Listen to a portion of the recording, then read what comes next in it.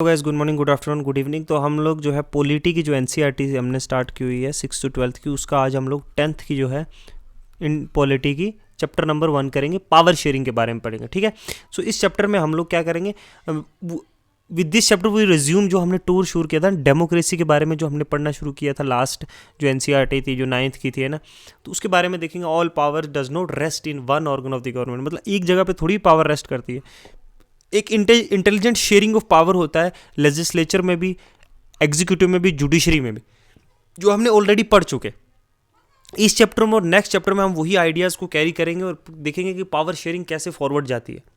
हम कुछ case studies लेंगे जैसे बेल्जियम की और श्रीलंका की, है ना। इन दोनों स्टोरी से हम ये जानने की कोशिश करेंगे कैसे डिमांड फॉर पावर शेयरिंग, कैसे पावर को जैसे स्टोरीज यील्ड करेगी कुछ जनरल कंक्लूजन कि किस तरह से क्यों नीड है पावर शेयरिंग, क्यों एक जगह कंसंट्रेशन पावर की नहीं होनी चाहिए, how power should be decentralise. ठीक है। और एक वेरियस जो है पावर शेयरिंग के बारे में हम लोग बहुत सारे एग्जाम्पल्स लेंगे। ठीक है। अब बेल्जियम और श्रीलंका का केस लेते हैं। बेल्जियम एक छोटी सी कंट्री है यूरोप के बीच में। ठीक है। यूरोप में एक छोटी सी कंट्री है, smaller in area than the state of Haryana. अपने इंडिया में जो हरियाणा है उससे भी छोटी है ना। It has border with France, Netherland, Germany and Luxembourg. ठीक है। इसकी पॉपुलेशन 1 करोड़ से थोड़ी सी ज़्यादा है ना। About half the population of Haryana से कम है। जो एथनिक कंपोजिशन है with this balcony is very complex. Of the countries total population 59% लोग जो हैं वो फ्लैमिश रीजन के हैं एंड स्पीक डच लैंग्वेज, और बाकी जो 40% लोग के वो वेलोनाया रीजन के जो फ्रेंच बोलते हैं, देखना ध्यान से। और जो रिमेनिंग 1-2% है वो बेल्जियन है जो जर्मनी बोलते हैं। इसकी जो कैपिटल सिटी है ब्रसल है ना, वहाँ 80% पीपल जो है फ्रेंच बोलते हैं और 20% जो है डच स्पीकिंग।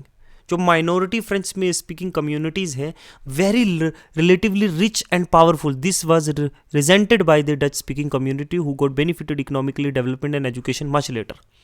तो ज़्यादातर जो फ्रेंच स्पीकिंग लोग हैं वो जो है रिच भी हैं रिलेटिवली और पावरफुल भी हैं। और ये चीज़ जो है जो डच स्पीकिंग लोग हैं उन्होंने क्रिटिसाइज़ भी किया था कि उनको जो है एजुकेशन, इकोनॉमिक डेवलपमेंट, बहुत बेनिफिट्स जो हैं बाद में मिले हैं इनसे।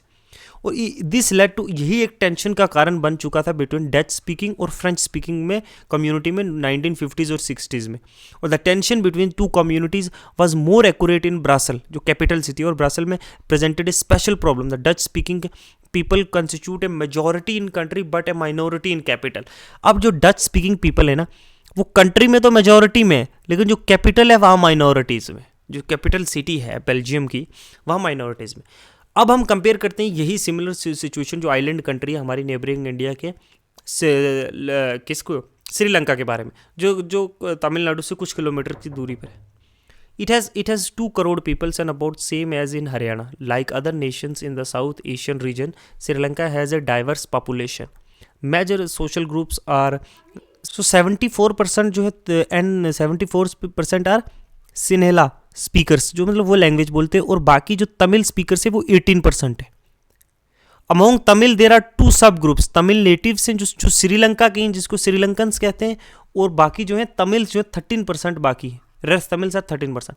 अब ये देखो, ये बेल्जियम है, ये इसकी कैपिटल है, इस तरह से। ठीक है। जो रेस्ट है however whose forefathers came from India as plantation worker, colonial time के जब इंडिया से जो है लोग जो है वहाँ पे भेजे गए थे प्लांटेशंस के लिए, टी और कॉफ़ी के लिए, है ना, तो वो लोग हैं 13%। अब क्या है कि इसको इंडियन तमिल्स भी कहते हैं, हम मैप पे देख सकते हैं ना। श्रीलंकन तमिल्स जो है वो कंसंट्रेटेड है नॉर्थ और eastern part of the country में, और मोस्ट ऑफ द जो है वो सिन्हेला स्पीकिंग पीपल है और बुद्धिस्ट। ठीक है। While most of the Tamil जो है वो हिंदू और मुस्लिम से। तो देर आर 7% क्रिश्चियंस हैं, Christians who are both Tamil and सिनेलास। तो ये कंपोजिशन है एक उनकी रिलीजन की और लैंग्वेज स्पीकिंग। ठीक है। Just imagine what could happen in situation like this in Belgium. The Dutch community would take advantage of its majority. अब डच कम्युनिटी मेजोरिटी थी तो वो बहुत सारे फायदे ले रही थी बेल्जियम में, और यहीं पे enforce it will be French and German speaking population, and this will push the conflict among the communities further. ये कम्युनिटी क्लैश होने लग गया था। ठीक है। This could lead to very messy partitions of countries. है ना। जैसे इंडिया और पाकिस्तान का बेस्ड ऑन रिलीजन हो गया, लोगों का बेस्ड ऑन लैंग्वेज होता है, डिफरेंट स्टेट्स बनी है। Both side who claim control over ब्राजील। इन श्रीलंका सेनेला कम्युनिटी जो है वो इंजॉय करती है even bigger majority and could impose it will be on entire country. और ऐसी जो है ना जो पावर है अपनी और डोमिनियन है, अपना डोमिनेशन है, वो पूरी कंट्री पे कर सकती है। Now let us look at what happen in both this community. अब मेजोरिटेरियनिज्म श्रीलंका का हम पढ़ते हैं कि इसकी वजह से क्या हुआ। हमने एक बैक स्टोरी देख ली। ये देखो, ये जो है ये येलो में पूरा सनेली स्पीकिंग है ना, ये इंडियन तमिल रहते हैं ना, और ये जो है ये श्रीलंकन तमिल्स है, ठीक है। इस तरीके से जो कंट्री बटी हुई है डिफरेंट डिफरेंट एथनिक कम्युनिटीज़ में, ठीक है। अब श्रीलंका जो इंडिपेंडेंट इमर्ज हुआ 1948 में, तो लीडर जो थे ना Sinhala community sought to secure dominance over government by virtue of their majority. As a result the democratically elected government adopted a series of majoritarian measures to establish Sinhala supremacy. अब independence के बाद ही ने जो सेनेला जो है ना वो मेजोरिटी में थे, और उन्होंने अपने डोमिनेंस शो करना शुरू कर दिए, जो चाहे वो डेमोक्रेटिक इलेक्टेड गवर्नमेंट ही थी। बहुत सारे सीरीज ऑफ क्या मेजर्स लिए, जिससे जो है सेनेलाज की हमेशा जो है स्पीकर्स की वो मेजोरिटी रहे। 1956 में एक एक्ट पास किया गया जिसने रिकॉग्नाइज किया कि सेनेलाज आज दी ऑफिशियल लैंग्वेज जो है, और तमिल को डिसरिगार्ड कर दिया गया। तो government followed professional policies that favoured Sinhalas applicant for university positions and government jobs and new constitution stimulated that the state shall protect and foster Buddhism.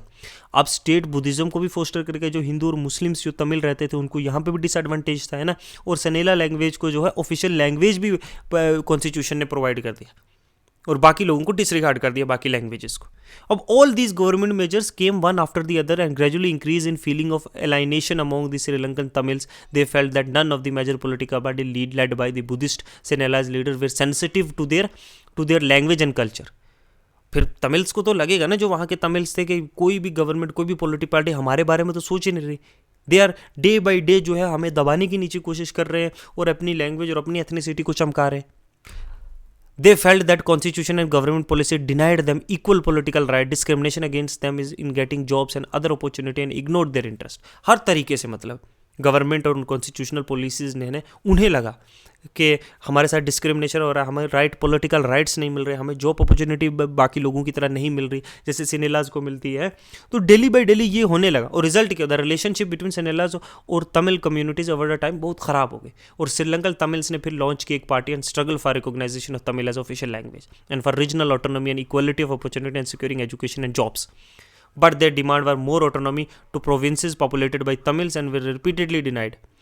तो अब तमिल्स ने अपनी पॉलिटिकल पार्टीज बनाई, अब अपने प्रोटेस्ट लॉन्च किए ना, उन्होंने रीजनल ऑटोनॉमी मांगी, इक्वलिटी मांगी, तमिल लैंग्वेज को ऑफिशियल लैंग्वेज की तरह माना जाए, है ना। ये सारी चीज़ें करने के लिए मांगा, किसके लिए, अपने जो तमिल डोमिनेटेड एरियाज। बाई 1980 जो सेवरल पॉलिटिकल ऑर्गेनाइजेशन थी वो फॉर्म्ड इंडिपेंडेंट तमिल इलम, मतलब एक इंडिपेंडेंट तमिल स्टेट्स बनाई जाए इन नॉर्थन और ईस्टर्न पार्ट श्रीलंका में।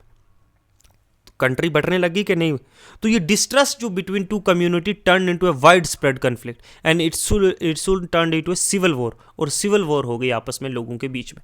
एज ए रिजल्ट जो थाउजेंड्स ऑफ पीपल थे बोथ कम्युनिटी के वो मारे गए and many families were force to leave the country, और रेफ्यूजी बन के बहुत सारे लोगों ने अपनी लिवलीहुड, अपना खाना पीना रहना सब कुछ खो दिया। Civil war caused a terrible setback to the social cultural और पोलिटिकल लाइफ जो कंट्री की थी। It ended in 2009। सोचो 29 साल तक ये चीज़ चली एक कंट्री में, तो क्या हो जाता है उस कंट्री का हाल, ठीक है। Accommodation in Belgium, same cases of Belgium. देखो Belgium leader took different path, उन्होंने डिफरेंट पाथ लिया, श्रीलंका वाला ने।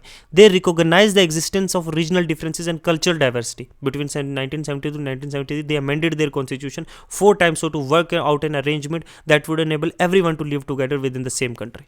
बेल्जियम ने क्या किया कि उन्होंने टाइम रहते हुए इस चीज़ को जाना, इन्होंने परखा, फिर उन्होंने क्या किया, मेनी टाइम अपने कॉन्स्टिट्यूशन को अमेंड किया बिटवीन 1970 और 1993 में।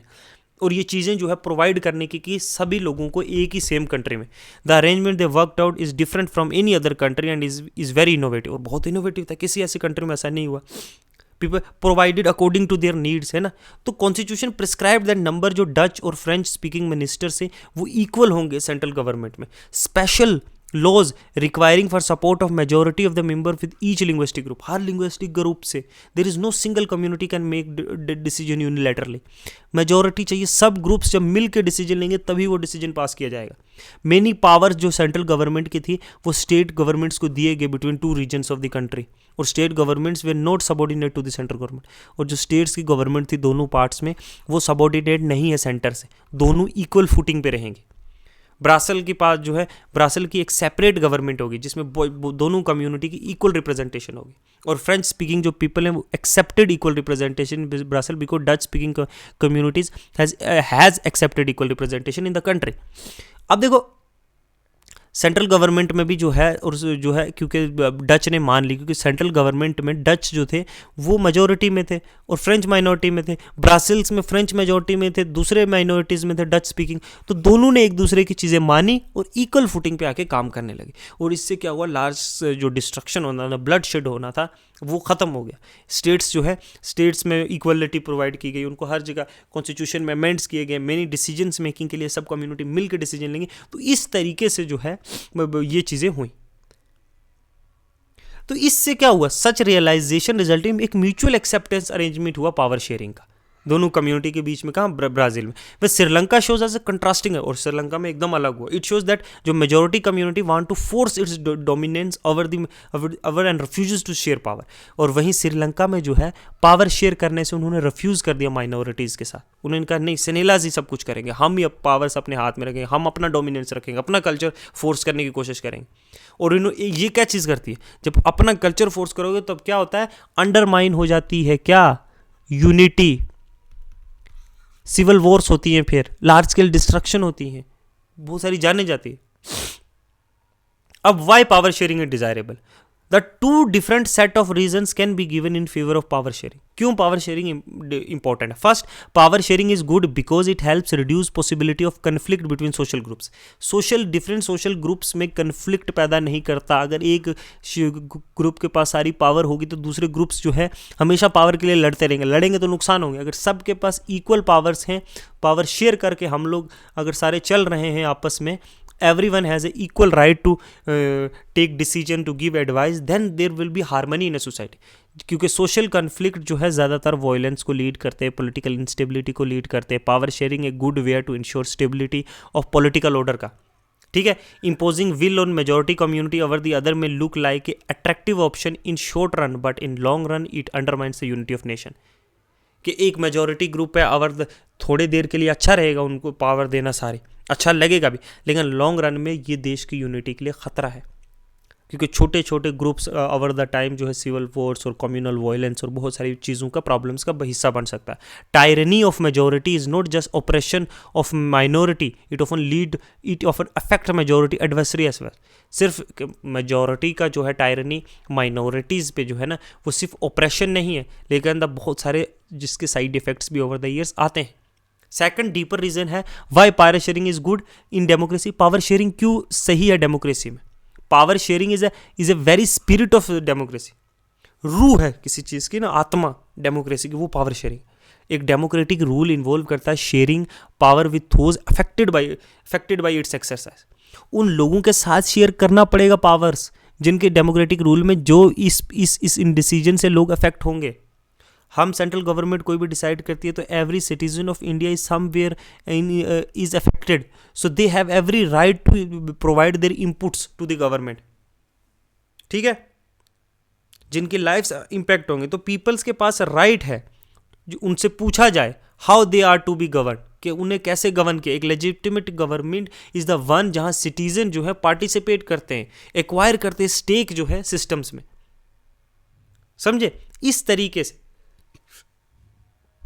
पावर शेयरिंग, अगर आप फॉर्म्स ऑफ पावर शेयरिंग पढ़ते हैं, देखो आइडिया जो पावर शेयरिंग का है, मतलब वो कहाँ से emerge in opposition of A notion of undivided political powers. For a long time it is believed that all power of government must reside in one person or a group of people located in one person. पहले था ना कि power सिर्फ राजा या महाराजा किसी single entity के पास सारी power होनी चाहिए, है ना, तो वही वहीं से इस्तेमाल करेगा गवर्नमेंट की सारी powers. It was felt that power to decide is dispersed, it would not be possible to take quick decision and to enforce them. ठीक है, ये माना जाता था कि अगर पावर को अलग अलग लोगों में बांट दिया जाएगा, समझ लो 10-20 लोगों के पास पावर है, तो क्या है, क्विक डिसीजंस नहीं लिए जाएंगे, कॉन्स्टेंटली क्वेरल होगा इनके बीच में, है ना, तो अनइंस्टेबिलिटी पहले हुए। लेकिन ये नोशन चेंज हुआ जब डेमोक्रेसी इमर्ज हुई। डेमोक्रेसी, द बेसिक प्रिंसिपल जो डेमोक्रेसी का है कि लोग, people are the source of all political power.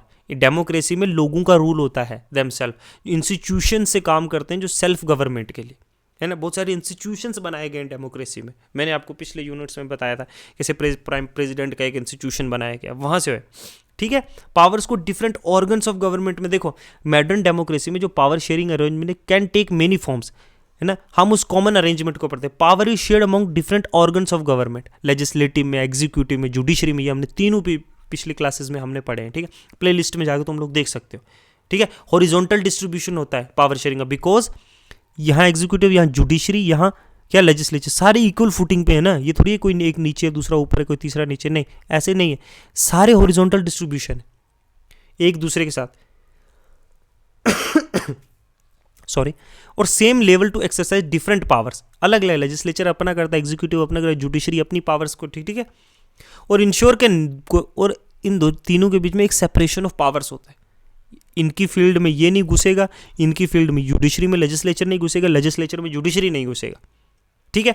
और ये जो है चेक्स एंड बैलेंसेस का काम भी करते हैं। लेजिस्लेचर कोई फैसला करेगी गलत है, एग्जीक्यूटिव देखेगी, जुडिशरी देखेगी।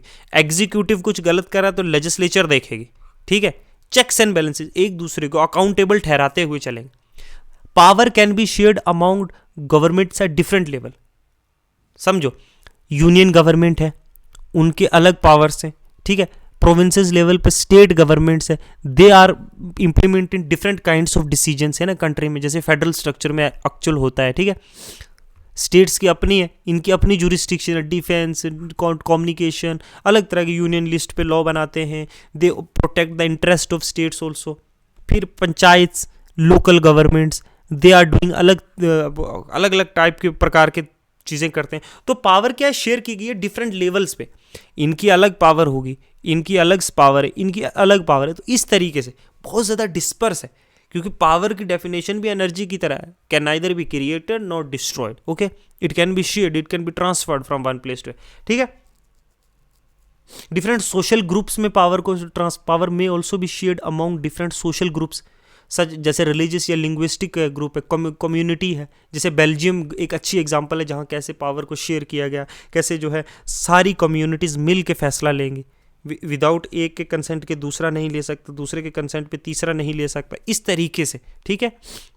Power sharing arrangement can also be seen in a political parties, pressure group और movements can influence the through in power. In a democracy, citizen must have freedom to choose among various contender for power. हम representative choose कर सकते हैं ना कि ये हमारा MLA बनेगा, हमारे बिहाफ पे ये पावर होल्ड करेगा, ये हमारा एमपी बनेगा, हमारे बिहाफ पे ये मेंबर ऑफ पार्लियामेंट बनेगा, ये डिसीजंस लेगा, हमारी पावर्स को होल्ड करेगा, ठीक है। नहीं पसंद आएगा तो 5 years के बाद हम चेंज कर लेंगे। हम various pressure group, trade unions बनाते हैं, जब कोई सरकार हमारी बात नहीं सुनती तो हम प्रोटेस्ट करते हैं, ठीक है। प्रेशर डालते हैं सरकार पे कि ये डिसाइड करो। किसान आंदोलन, जैसे किसान पार्टीज, वेरियस टाइप से हम इस तरीके से जो है अपनी पावर्स को जो है यूज़ करते हैं, ताकि कोई जो है हमारे इंटरेस्ट को जो है ख़राब ना करे, ठीक है। डिसीजन मेकिंग प्रोसेसेस में इन्वॉल्व होते हैं हम लोग, और गवर्नमेंट भी डिसाइड करने से पहले एक कंसेंसस बिल्ड करने की कोशिश करती है अमॉन्ग पीपल, ठीक है। इस तरीके से जो है वेरियस थिंग्स होती हैं। क्यों हमने आज एक पावर शेयरिंग के बारे में एक जर्नल हमने क्या किया है, एक समरी प्रोवाइड करने की मैंने कोशिश की है, ठीक है। किस तरीके से हमने 2 केस स्टडी भी पढ़े, एक श्रीलंका वाला और दूसरा क्या है बेल्जियम वाला, ठीक है। कैसे जब कम्युनिटीज़ में जब जो है डोमिनेंस होता है तो किस तरह से सिविल वॉर होती है, किस तरह से कॉन्स्टिट्यूशन हमें प्रोवाइड करता है, जैसे बेल्जियम ने किया कि constitution was amended 2 to 3 time between 1960s and 70s to provide all the basic needs of the needs, जिसकी वजह से कंट्री जो है, कंट्री का क्या है बाल्कनाइजेशन ना हो, कि डिफरेंट कंट्रीज़ ना बन जाए। हमने भी 1950s में किया, जब रीऑर्गेनाइजेशन एक्ट पास किया, बेस्ड ऑन लैंग्वेज पे भी हमने अलग अलग कंट्रीज़ बनाई ताकि वो अपनी लैंग्वेज को एंजॉय कर सके, प्रोटेक्ट भी कर सके। हमने जो है 12th शेड्यूल में वेरियस लैंग्वेजेस पुट की गई, 22 ऑफिशियल लैंग्वेज हमने मानी जो all over the country use की जा सकती हैं। अगर हम सिर्फ हिंदी या इंग्लिश ले लेते तो कंट्री का क्या हो जाता, बाल्कनाइजेशन हो जाए यूरोप की तरह, ओके। तो आज इतना ही रखते हैं, नेक्स्ट यूनिट में मिलते हैं, तब तक के लिए थैंक यू, गुड बाय।